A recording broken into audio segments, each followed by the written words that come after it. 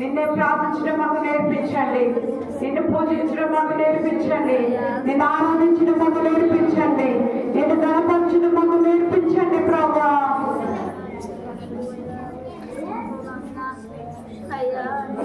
మేము నిరసించిపోకుండా, బలహీనముగా కాకుండా, బలవంతులుగా బలముగా నీ సన్నిధిలో నేను ఎదిగే కృపను నాకు దయచేవా. పాపను అర్థం చేసుకుంటూ పాడారమ్మా. అయ్యా నిన్నే నేను ప్రేమిస్తానయ్యా, నిన్నే నేను ప్రేమిస్తానయ్యా, నిన్ను వెళ్ళి తిరుగునయ్యా. ఇదిగో నీ సన్నిధిలో నేను చెప్తా ఉన్నాను, మోకరించి చెప్తా ఉన్నాను, నీ మార్గంలో నేను సాగుతాను, నేను నీరసించిపోను, నేను వెళ్ళి తిరగను.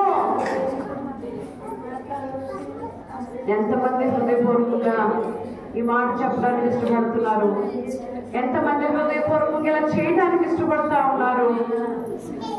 చాలా సార్లు ప్రార్థనలు రమ్మంటే పనులు అంటారు, ప్రార్థనలు రమ్మంటే ఏవేమో మొదలు చెప్తా ఉంటారు, నీరసంగా ఉందంటారు, బలహీనంగా ఉందంటారు, ఓపిక లేదంటారు, నేను ఇక రాలేదంటా ఉంటారు.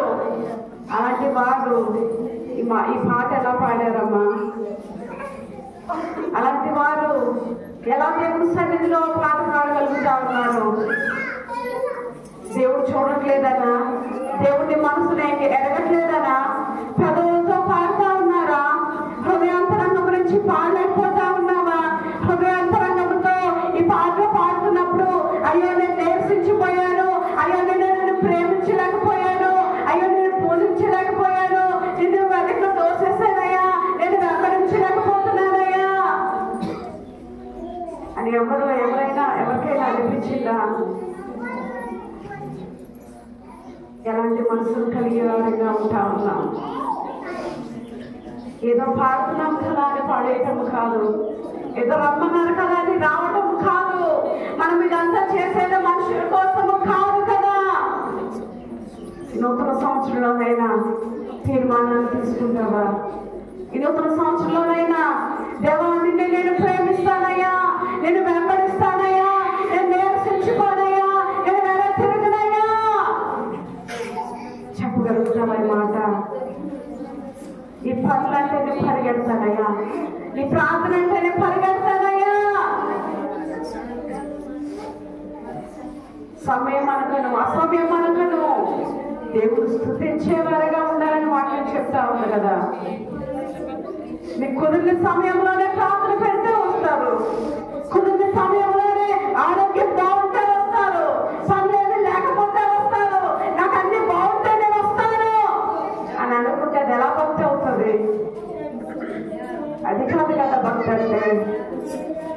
నీకు పనులు ఉన్నప్పుడు, నీకు కష్టం ఉన్నప్పుడు, నీకు అనారోగ్యం ఉన్నప్పుడు, నీకు బాధలు ఉన్నప్పుడు దేవుడి సన్నిధిని పరిగెత్తడమే కదా.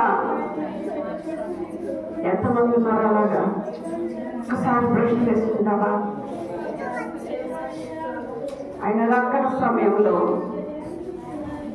ఎత్తబడే వాళ్ళని నువ్వు ఉన్నావా?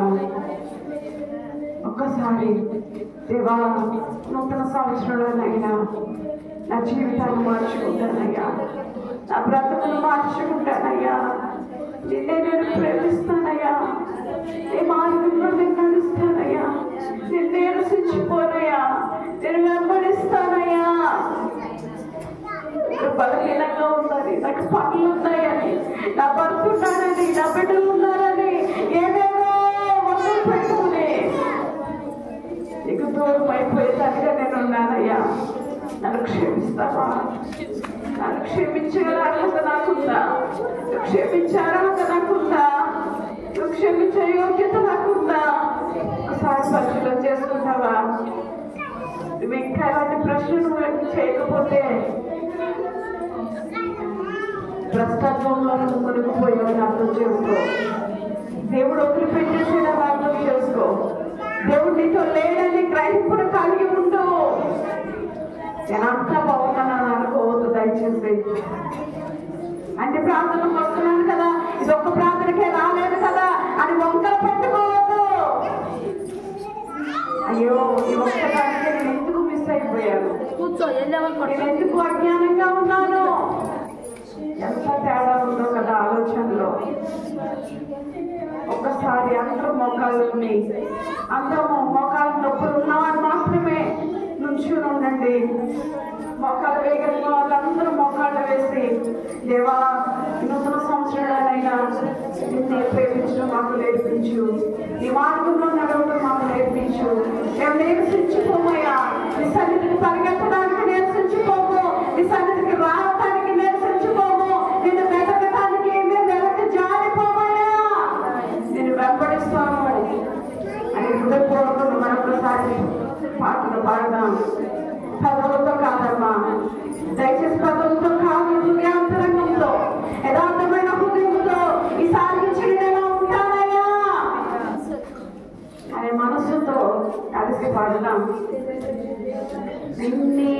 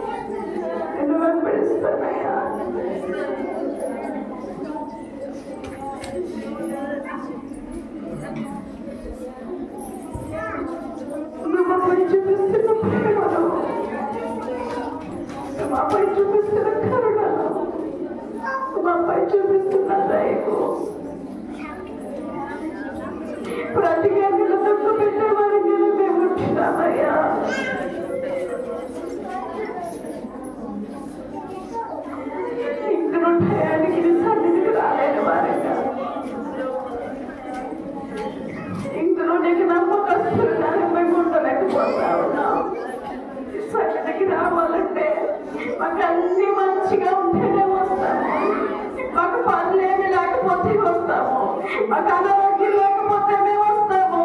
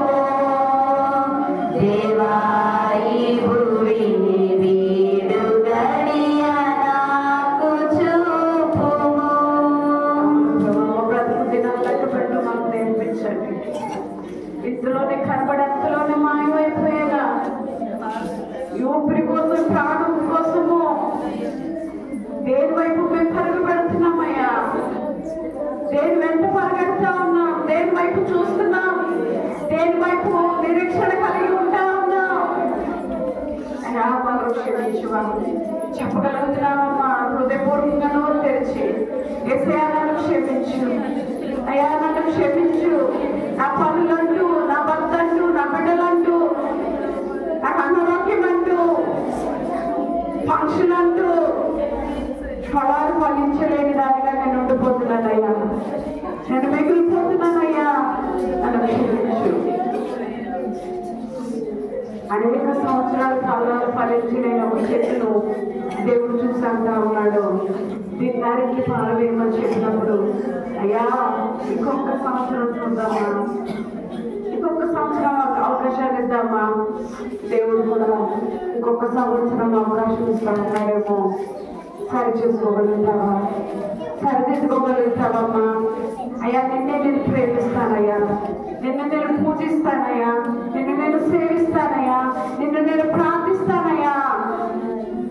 నేను ప్రేమించడానికి, నేను ప్రార్థించడానికి, నేను పూజించడానికి, నీ సన్నిధికి రావడానికి నేను వెనక్కి తిరిగిపోనయ్యా, నేను నిరసించిపోనయ్యా.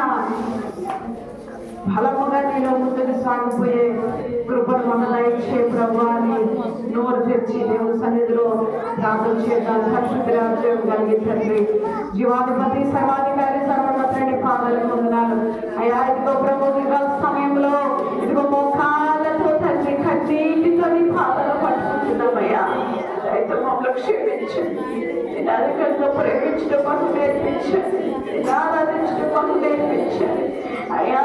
మా పనులంటూ అయ్యా, మరి అనారోగ్యం అంటూ ఏదేదో వందలు చెప్పుకుని అయ్యా నేను వెనక్కి తిరిగిపోయేవారుగా ఉంటా ఉన్నాం, నిరసించిపోయేవారుగా ఉంటా ఉన్నాం, కనీసం టయానికి సన్నిధికి రాలేని వారుగా ఉంటా ఉన్నామయ్యా. దయచేసి మమ్మల్ని క్షమించండి. నూతన సంవత్సరంలోనైనా నూతనమైన తీర్మానాలతో, నూతనమైన ఆశలతో, నూతనమైన భక్తి జీవితంలో మేము ఎదిగే కృపను మీరు మాకు దయచేసి అడుగుతాం. ఈ వాక్యం మాతో మీరు మాట్లాడండి, మమ్మల్ని సరి చేసే మాటలు, సరిదిద్దే మాటలు, ఎదిగించే మాటలు మాకు దయచేసి కృప చెప్పమని యేసు నామమున అడిగి వేడుకుంటున్నాను పరమ తండ్రి, ఆమేన్.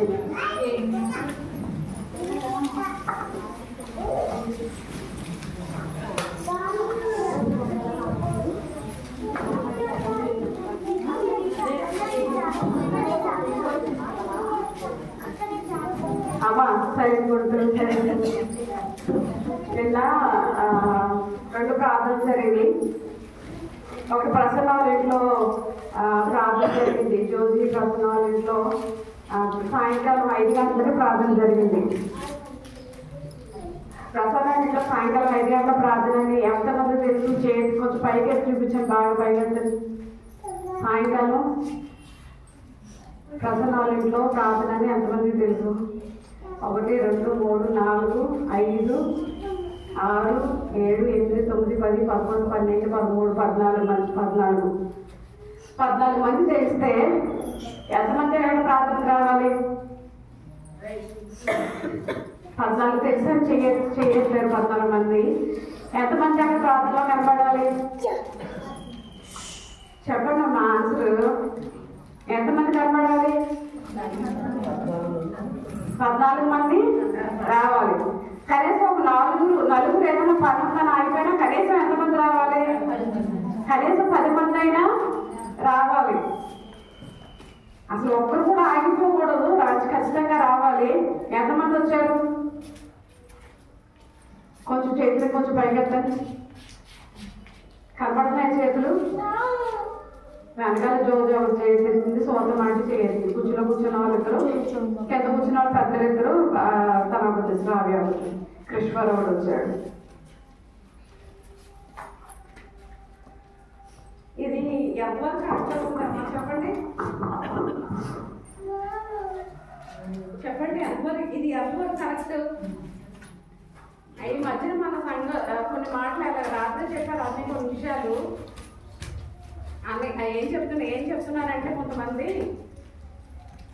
మన సంఘస్థులు మన ప్రార్థన పెట్టుకుంటే మన ఇంట్లో మన సంఘస్థుల మీద మాకు నమ్మకం లేదు, బయట వాళ్ళని పిలిపించుకుంటాం, మేము బయట వాళ్ళకి మా చుట్టుపక్కల ఉన్నాము పిలిపించుకుంటాము అని అంటున్నారు కొంతమంది.